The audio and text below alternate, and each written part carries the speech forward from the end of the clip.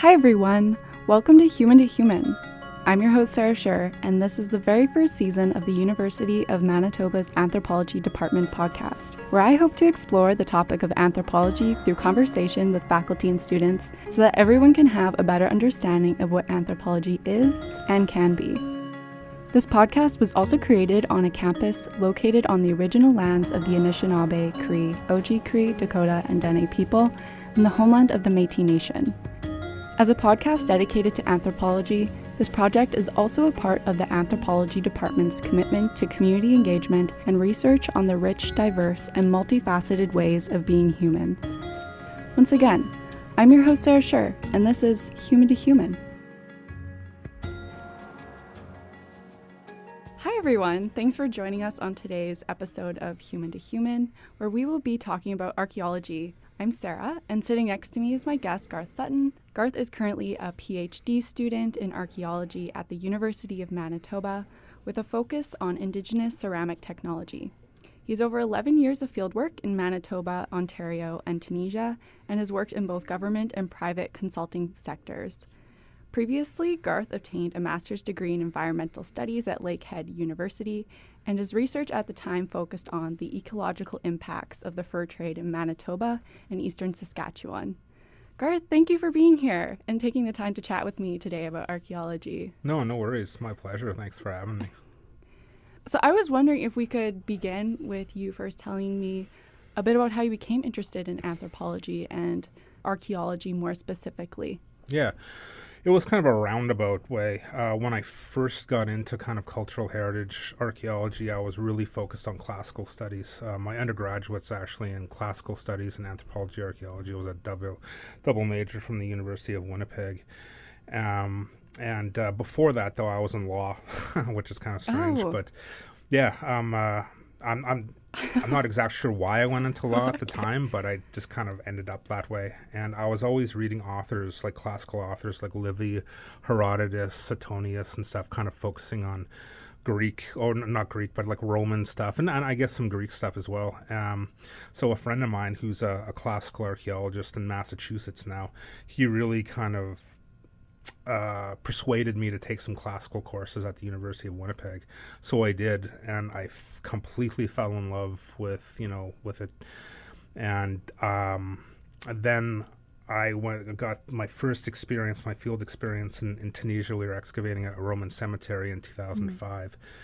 And then I graduated in 2007, and I started working for the Historic Resource Branch, which is the Manitoba Department of Heritage, Culture, Tourism, Sport. And that completely changed my research focus from kind of a classical mindset to one focusing on boreal forest, northern plains stuff in Canada mostly, and also Indigenous rights and land use and like traditional studies and stuff like that.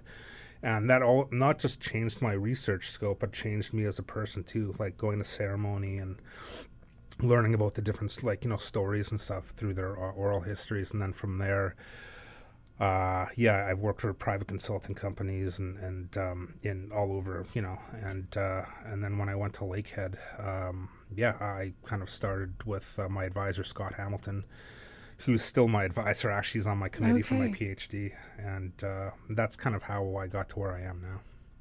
And is there a reason why you chose to do a master's in environmental studies versus, let's say, doing a master's in archaeology right away? I think it was a little bit more comprehensive, like for what I was looking at, like an ecological aspect of it. So it was kind of a combination between anthropology and geography. And also, I went to Lakehead to work with Scott, who's a brilliant fur trade archaeologist, just a brilliant archaeologist in general. Okay. And that's primarily the reason why I went to Lakehead.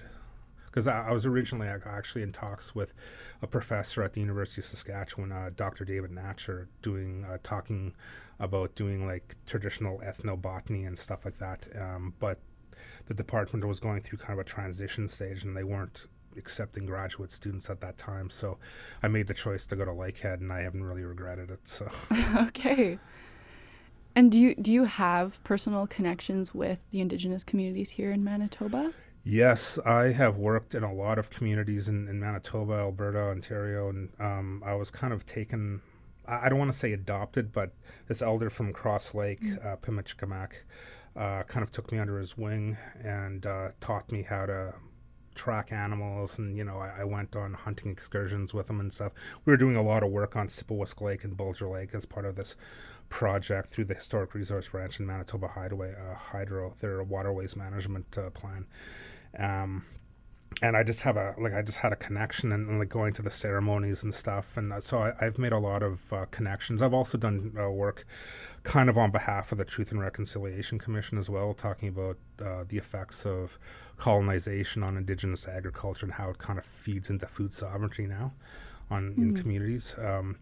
But yeah, I think if you want to do archaeology, it's critical to cultivate relationships, especially because if you're going on their traditional territory, it's always good to get permission and offer tobacco and stuff to the elders and the counselors and stuff like that, and to have community members come out with you and elders, because they have a different perspective of the land and the continuity of land use as well, which feeds into archaeological field methodologies and interpretation.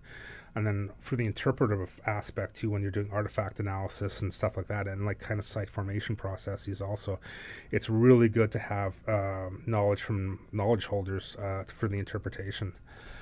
Like, I'll give you an example. Last year there were 2 ancestors that were recovered at Lockport, dated primarily between I'd say late 19th century, and they weren't buried in St. Peter's Deniver Church. And we were trying to figure out like why. They were kind of buried in these shovel interments on this kind of clay knoll overlooking the Red River in a flex position. Like, one of the individuals was in a birch bark scroll or in an envelope. And one of the elders from Peguis said they were probably in the Midway because one of the individuals had a pole placed on top of him, and which means that it was kind of his initiation pole. And that's one of the reasons why they weren't buried in the cemetery, because they weren't baptized.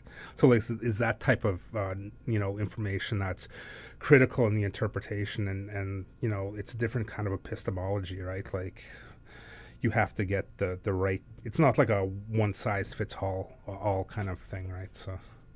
And this is sort of a further conversation on why it's important for archaeologists to have relations with the communities where they're doing archaeological work. Because a lot of the time there is contextual information that if you don't have community members to maybe speak on, absolutely, it's hard to know, right? Yeah, totally. Because like essentially, like in archaeology, you're just looking at stuff, right? Like essentially garbage, and just kind of trying to figure out the behaviors behind that stuff. Like it's called the ideational realm, like the stuff that you can't see, but is critical because it's just part of another system that the artifacts were in use. And yeah, like having that different perspective, it's amazing. It's kind of critical. It is. Could you maybe talk a bit more about what research you are currently doing, or even the projects that you're currently working on? Yeah, for sure. Well, I'm doing my PhD on looking at pre-contact pottery, the manufacturing processes and stuff that were used. Because in traditional CRM, culture historical processes, you do seriation analysis to kind of develop culture histories based on artifact attributes, like just kind of on the surface, And number one, looking at artifacts to determine a cultural group it's fraught with difficulties, because I drive a Nissan and I'm not part of the Nissan culture because I drive a Nissan, right? And essentially that's the way that archaeological artifacts have been looked at in Canada, because they're developing a culture history. They're not necessarily looking at kind of, the cultural processes behind it. They just need dates and stuff to kind of put it in a timeline. But I'm looking at the manufacturing processes, and specifically like the preforming and the shaping of the vessels, because that's learned when you're really young. It becomes kind of ingrained in your motor habits, and it's really resistant to change. So, and it permeates like, cultural barriers and stuff like that. So unfortunately, I haven't done, like, with the pandemic and stuff like that.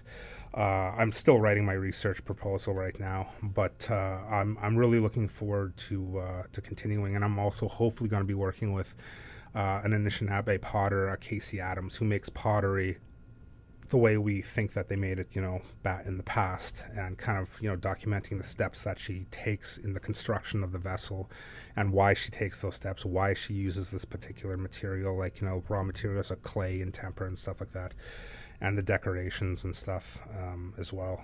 Because a lot of this type of information was lost through colonization, through residential schools and stuff, and that's another reason why I think it's important to kind of, do this study so you can share it with the communities and the elders and stuff like that. There hasn't been much ethno-historical work done in the boreal forest looking at pottery manufacturing. Like, there's been a lot of work done in North Dakota and stuff on, like, you look at the Mandan Hidatsa and stuff, like George Catlin, it's a great example of that. But not so much in the boreal forest.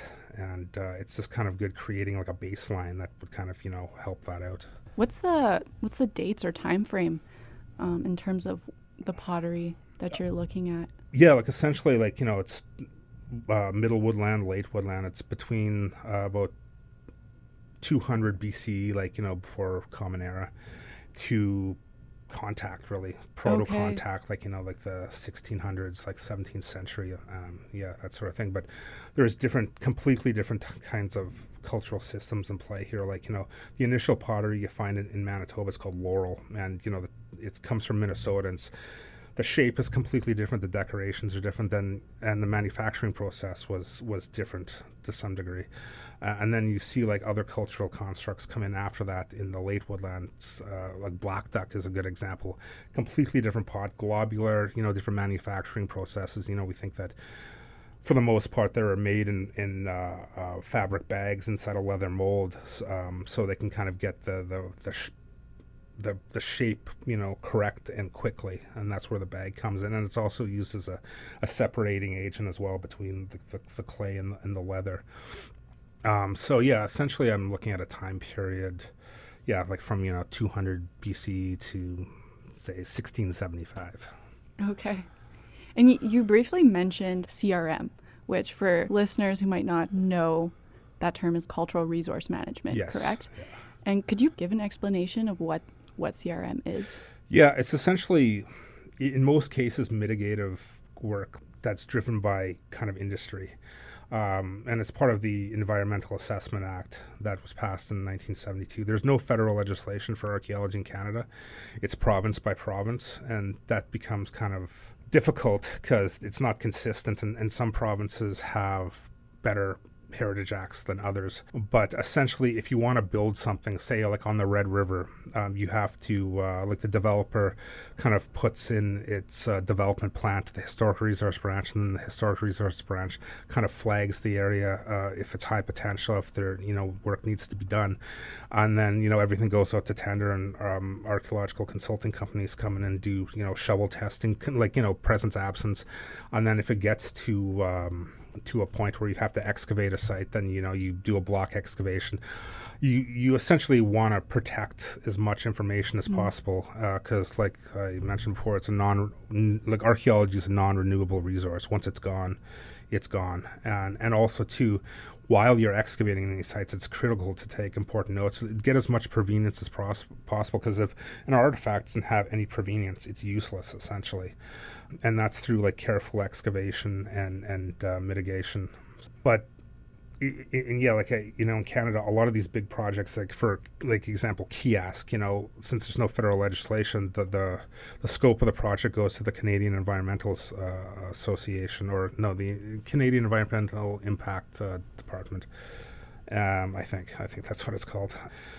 But since there's no legislation for archaeology, a lot of it falls kind of by the wayside, and then it becomes the provincial jurisdiction, especially in the West, because in the East, natural resources were in control of the provinces right off from the get-go. But in the West, though, initially when Manitoba, Saskatchewan, Alberta, BC joined Confederation, the natural resources were controlled by the state. So in 1930 there was this Natural Resource Transfer Act that transferred all the natural resources into the provincial jurisdiction, and that's how we get these separate heritage acts as opposed to one kind of overarching kind of federal act. So essentially, like long story short, CRM is just a critical component of development, essentially. From from what I've also gained, I guess, in my schooling, we kind of consider CRM as part of the construction industry. So like new developments, as you kind of said, and archaeologists are asked to come in and kind of excavate and look at the area before new developments are made. Yeah, and like a lot of these projects, they're multi-year. You look at the waterways management plan that Manitoba Hydro has, and the Churchill River Diversion Archaeological Project that started in the I think 1969. There are ongoing projects because like the damage to the environment, to the sites, is ongoing because of like just different water regiments and stuff. So you have these multi-year projects, or sometimes you just have a little project that's like almost a one-off. Say if someone wants to build a house on the Red River, it's a kind of a smaller project as opposed to like these large, massive industrial ones. So there's different kind of pegs for different holes, and also too, depending on where you're working, you have to implement different field methodologies based on settlement subsistence systems. Like in the Hudson's Bay lowlands, you would implement a different testing strategy than you would in the Northern Plains because they're just completely different cultural groups and different life ways. Would you say that most of your work is under CRM? Yeah, for the most part, yeah. But fortunately, since I work for a very amazing community, Peguis First Nation, they are very concerned about cultural heritage and specifically the lack of federal legislation, the lack of Indigenous consultation, Section 35, and also just who gets the artifacts afterwards, because technically they belong to the Crown, right? But that's one thing that they want to change too. So they're very outward thinking, and also too, I'm not just saying Peguis is outward thinking. A lot of other communities are outward thinking, but we have a lot of capacity at Peguis to kind of get the stuff that we want done complete. So I just want to highlight one thing that you said there. When these items are excavated, these artifacts, they belong to the Crown. Yeah. So essentially, they don't go back to the communities right away. They're taken by the government. Oh, no, not the government. Not the government. The province. The province. Yeah. Okay. Yeah. And also sometimes they're stored in educational facilities like, the University of Manitoba. And also I'm thinking at Lakehead, there was a couple of massive projects excavating really old paleo period sites that was essentially on the Monong glacial strandline, which is kind of a glacial outwash lake of Agassiz. It was a larger version of Superior. And a lot of that stuff is stored at Lakehead. But that kind of gets into another issue of curational space, because a lot of institutions, academic institutions, and obviously government facilities, because with this neoliberal ideology that's kind of permeated Canada, it's all about, deregulation and kind of, a lot, and archaeology, cultural heritage essentially is the first kind of department that gets gutted, and so a lot of government buildings have been shut down. Yeah, there's a curational kind of problem too, but every once in a while though, there's education kits that are put together, essentially replicas made of the artifacts and stuff like that through 3D scanning and 3D printing and stuff like that, and they're kind of put in display cases and displayed in school, community schools and stuff like that. But if you look at everything as a whole, that's just a really small portion of the artifacts that are collected. And once again, too, you might have scholars in the community that might want ready access to this material for whatever they want to do, if they're doing residue analysis or flake scar analysis or whatever. So, yeah, it's important to kind of change the jurisdiction from kind of a provincial to kind of individual communities. And you've kind of talked about this before. Through your archaeology, you are looking at the past, and it's mainly focused on Indigenous ceramic pottery and the communities and cultural heritage. So what would you say, in terms of studying archaeology, what that has maybe taught you about why studying the past is so important for today? Absolutely. Well, without the past, there's no future, and just this time of reconciliation. Well, reconciliation's a massive part of it, but Also, the indigenous population were very flexible, very adaptive, and they lived in a very sustainable way. And I think, we have to kind of get back to that way of thinking, because the way that we're living right now is not really sustainable. And we're not really all that adaptive, really. You look at some of the, like, Hurricane Fiona and stuff, like, we're not prepared for that sort of thing. And also just giving back to the communities. A lot of this knowledge was essentially taken from them through colonization, and it gives them a source of pride. Like, I did a series of lectures for the Dakota Ojibwe Educational Authority on climate change and archaeology, and just seeing the kids' faces light up when they see, like, artifacts and stuff, and elders too, and it just gives you a really awesome, amazing feeling inside to give back to essentially a group of people that have had their lives, like, turned upside down, and I just think it's important to kind of give back, because they've given us so much, so. So you're quite involved in what we consider public archaeology and, like, community outreach, and you've mentioned a bit about what that looks like. Could you maybe speak more about, as the role as an archaeologist, it's not just about studying these items, but also giving back to the communities. So what, in terms of the projects and community involvement that you've been doing, could you share a bit more about what that looks like? Yeah, absolutely. Just kind of consulting or contacting communities before going into their traditional territory, talking to them. It's like essentially called community archaeology, like developing the process from the ground up, including all I want to call them, like, stakeholders, because, they are stakeholders.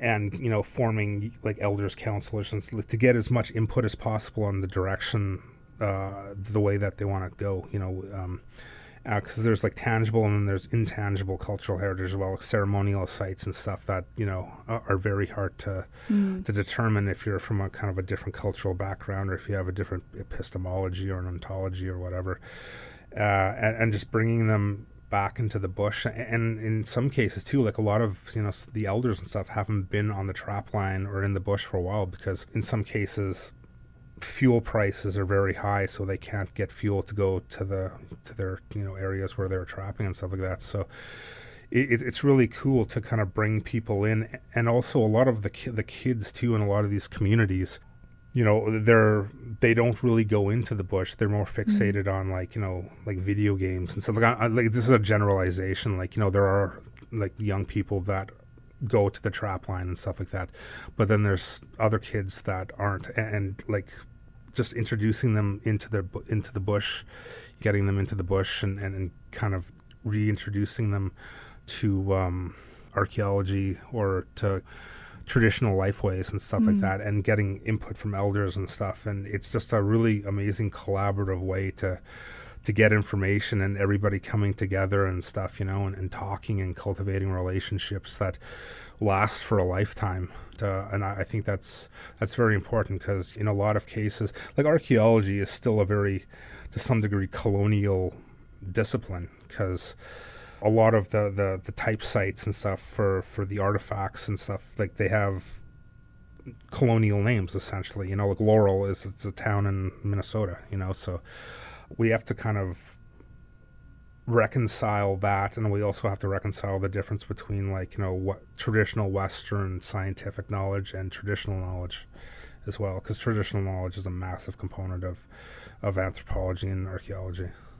I don't know if I answered your question. Yeah, no, I would say that answered it. And I think that I have further questions about truth and reconciliation within archaeology. So, like, what do you currently see archaeology doing to try to use concrete action towards truth and reconciliation within the discipline? Yeah, well, it's good for land claims and stuff like that. I think you have to prove a community or, like, a people have been there for, like, 1,000 years or something like that for land claims. So, like, I've done a little bit of work on land claims for a group in the Northwest Territories, just archival work. But yeah, like, once again, it's just kind of like giving back to them and kind of filling in the gaps of where kind of, the knowledge was taken or lost through, colonization. And it gives them a really fulfilling kind of, experience and stuff like that. And it's the right thing to do as well. So I think, it's, the calls to action, that they're awesome, and they're critical, but they shouldn't be the prime motivator for this. You should be doing it just because it's the right thing to do, and you'll get a lot more out of it as well. Yeah.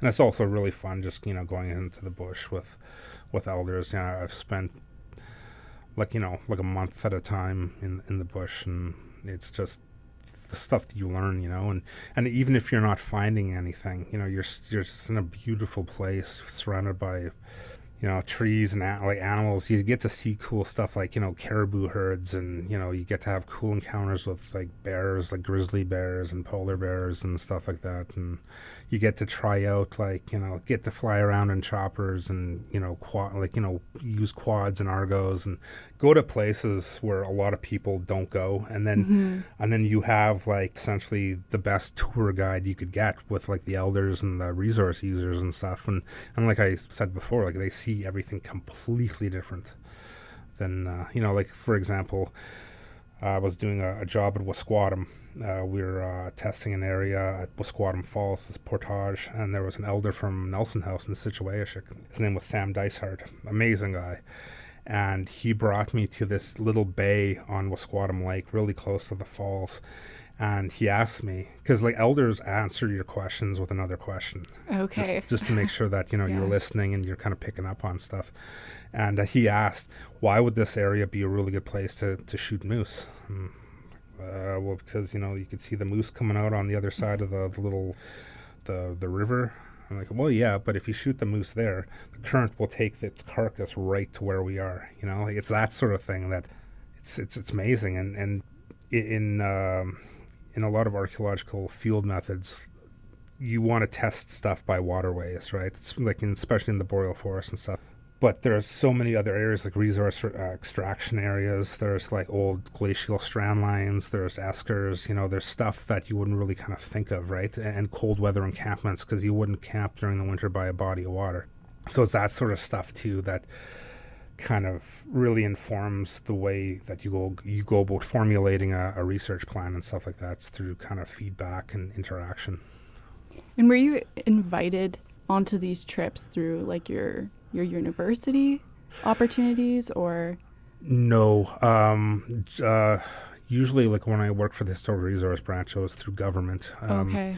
And then with the private consulting, it's essentially through, since Section 35, it's consultation and engagement, part of the Constitution Act in 1982. And Indigenous communities have to be consulted and engaged if their traditional territory is being impacted by anything. And it's usually the proponents that contact the communities, not so much the archaeologists. In Ontario, there's a stipulation where they highly recommend you contact the Indigenous communities called a stage 2, which is essentially shovel testing to determine if there's a absence of cultural material. It should be stage 1. Stage 1 is essentially a desktop study, essentially. But in a lot of other provinces, it's essentially based on the proponent, like the developers.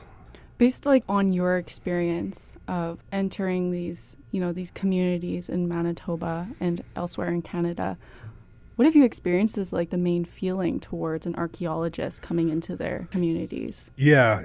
That's all about cultivating relationships. Like you have to establish trust, because, I said before, like archaeologists or archaeology is kind of, it comes from a colonial mindset, especially the early stuff. So a lot of the stuff, an individual will come into a community for 3 weeks, not really interact with anybody, go out, do, collect stuff, and then leave, and that's not really all that meaningful. So like that kind of fostered an environment of mistrust, and but once you kind of establish that relationship and you kind of say like, I'm here for the greater good and to help and stuff like that.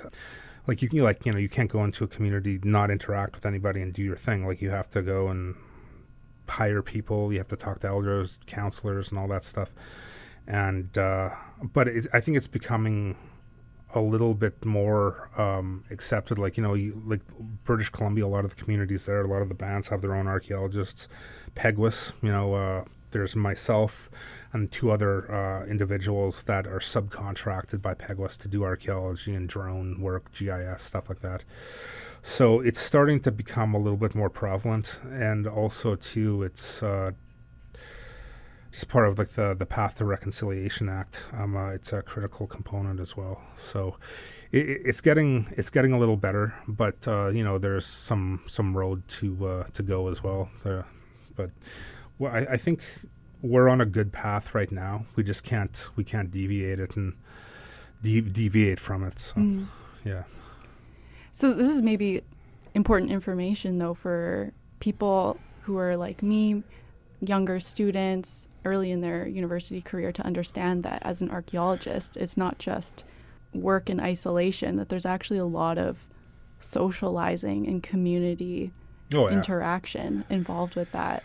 Yeah, absolutely, definitely. And, once again, that is very important. And the stuff that you learn in university, it's basically methods on artifact analysis and that sort of thing. But once you get into the bush, there's like a whole different realm that you have to kind of take in consideration, like confrontations with animals, inclement weather. Like, if you're stranded out there, like say if you chopper into an area and a thunderstorm comes in, you're going to be there until that thunderstorm's gone because the chopper can't fly and that stuff.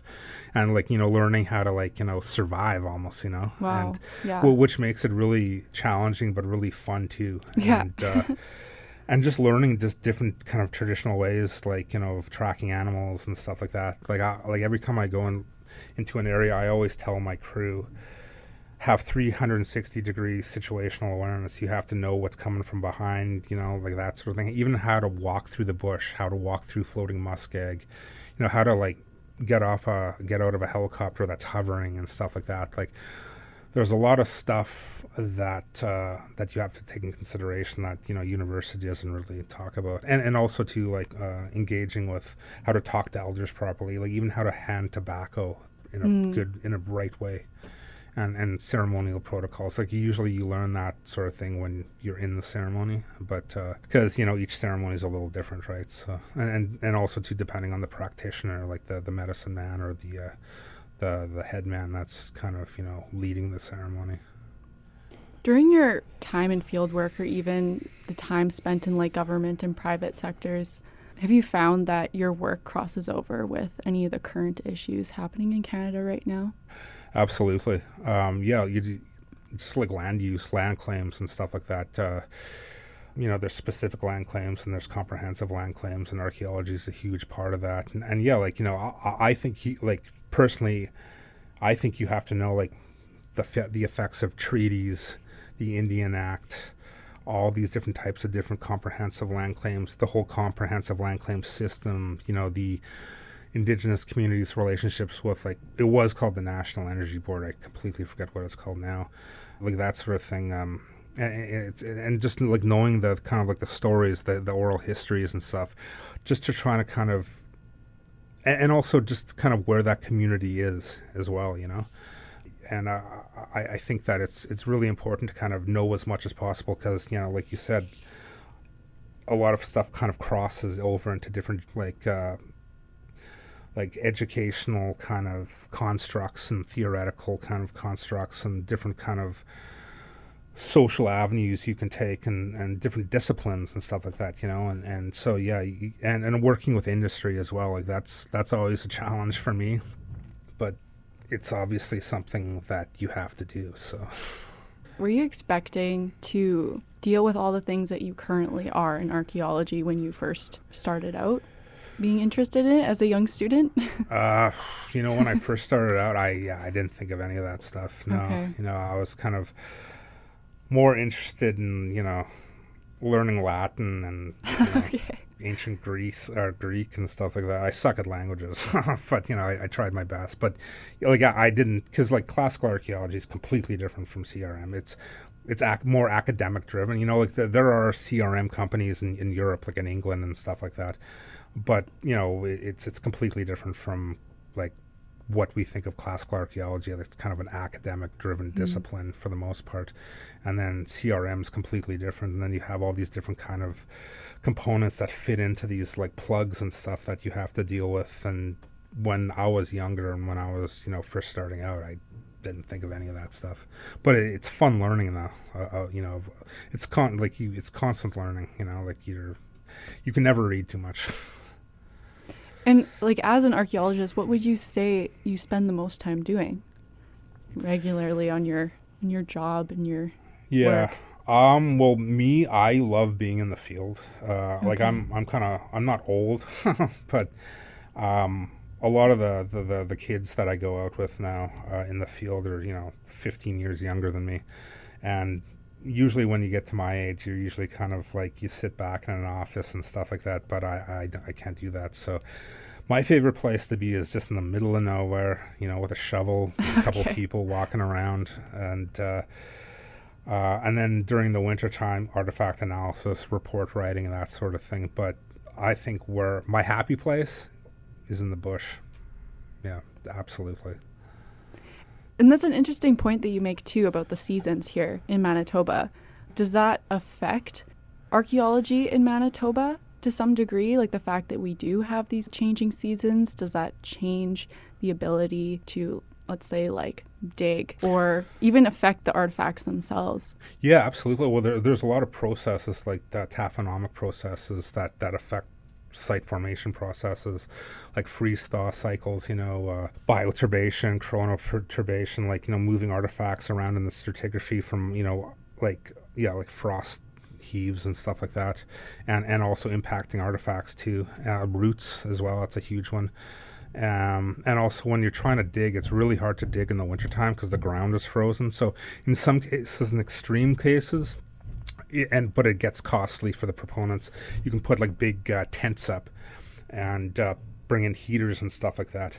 But the majority of the fieldwork in Manitoba is done in the summertime, or spring, summer, fall, when the ground's not frozen. And then during the wintertime, there's monitoring that you can go out. I've monitored in minus 50.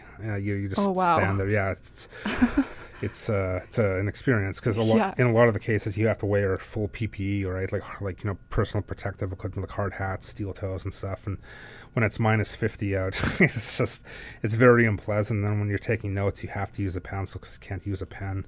And sometimes you're in an open field, and there's no relief from the wind and stuff. But usually, though, you don't really excavate or do shovel testing or anything during the winter. In some jurisdictions like British Columbia, they can do that because their weather is a little bit milder. In some cases, too, they use quickie saws to cut stuff out and then bring it back to the lab and excavate it in the lab. That's happened in Manitoba actually once as well, but it's rare for the most part. And why do you have to use pencils? The ink freezes. Oh.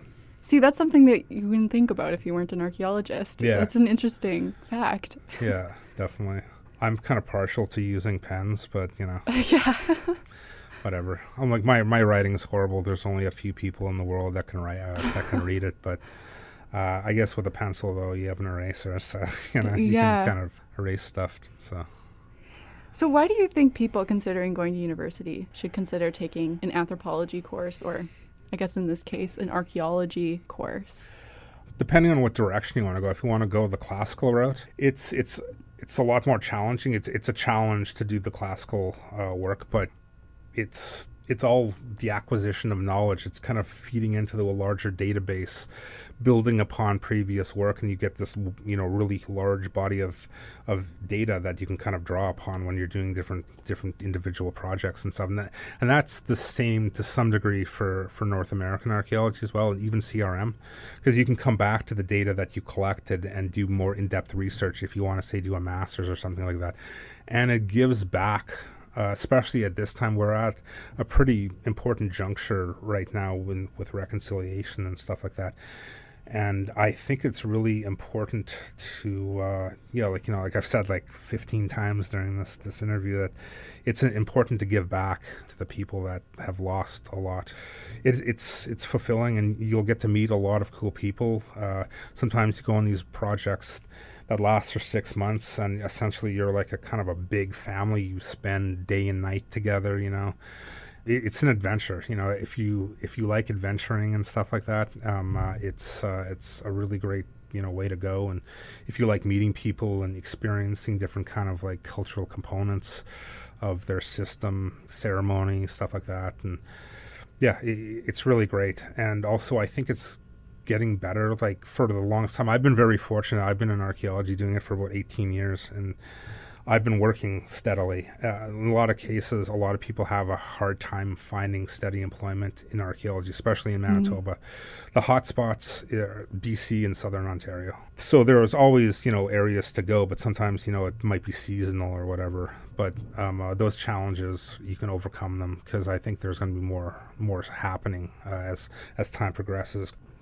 Well, Garth, thanks so much for talking with me today about archaeology and sharing with us about your own experiences within the field and all the different things that you're doing with the communities here in Manitoba as well. Before we end, I do have 1 or 2 quick questions to ask you, just as like a personal, fun, lighthearted way to wrap up the conversation. Yeah. So you've talked a lot about how much you enjoy being in the bush. So what is one place in Manitoba that you enjoy spending time outdoors? Gull Lake on the Nelson River. Just amazing place. There's so many amazing places there. Southeastern Manitoba, Tie Creek, that whole area, Bannock Point. You know, it's amazing. A special place. So when you go there, you actually feel something. There's something there, you know. And major petroforms there. It's like the area is called Manitoba. It's where the place where the creator sits. And Tie Creek has been interpreted by you know, several people. I think Charlie Nelson has said this, but that's where Wanabuju, who's the Anishinaabe culture hero, was lowered by the creator and kind of given instructions on how to give a good life, and all those instructions are encoded in the petroforms, and there's different kind of messages depending on what level of the midway when you're in. So there's a really big spiritual presence there, and you can feel it, and it's an amazing place. Wow. And also, like, pretty much I don't even know if I have a favorite place. Yeah. Like, they're all different, but they're all the same too. Like, there's different, you can get different experiences and stuff from, you know, in the different areas that you go to. But I don't, in some of the areas, yeah, there's a special place in my heart for them, and just like the, you know, the people that I've, you know, spent time with there, you know, that's a very important, you know, component as well.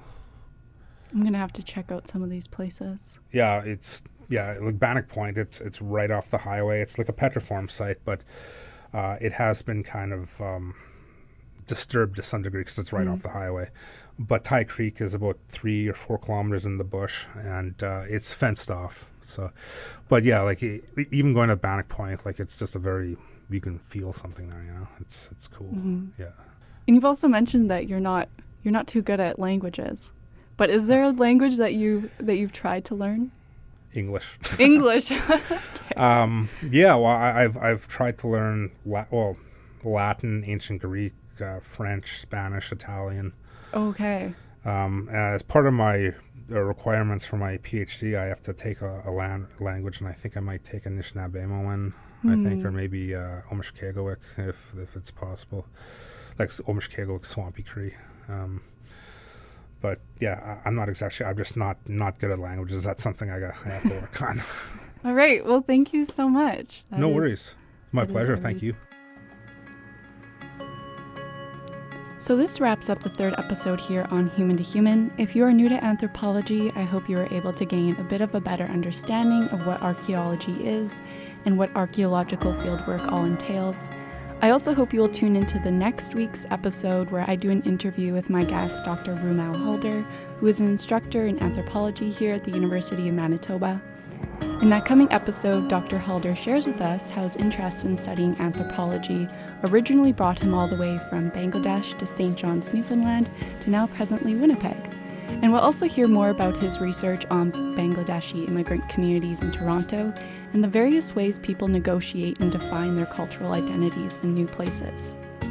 If you want to hear more from this podcast, Human to Human is available for listening on several platforms. We are on Spotify, Apple, SoundCloud, as well as YouTube.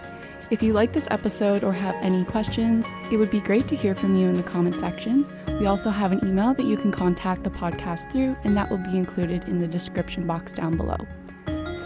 I would also like to give a special thanks to the people at UMFM for providing me with the space and equipment to make this podcast possible, as well as the Department of Anthropology for funding this project, and of course Dr. Laura Rosenoff-Gauvin, Dr. Warren Clark, and Dr. William Flynn at Carleton University, who have been some of my greatest supporters in making this project happen.